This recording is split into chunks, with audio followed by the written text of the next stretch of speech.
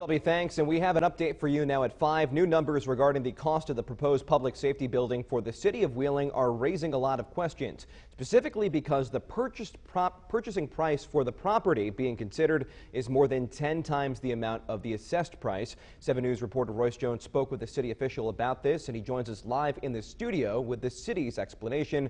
What can you tell us, Royce? Yeah, Logan, let's start with those numbers. Reportedly, the property under consideration was previously assessed for roughly $40,000, and now the owner of this industrial property and the city have settled on a purchasing price of upwards of $500,000.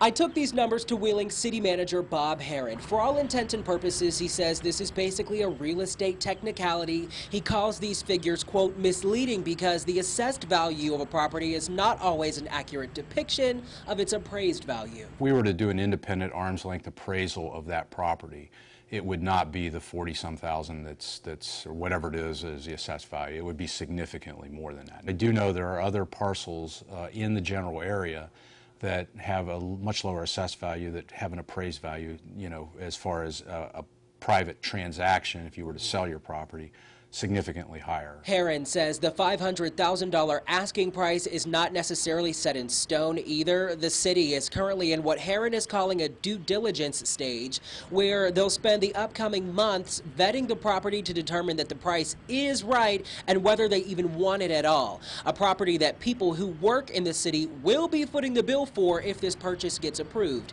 That's $2 every week for the next 20 to 25 years. This includes people who work in the tax-exempt buildings like hospitals, universities, and federal buildings. That's ludicrous. It's absolutely ludicrous.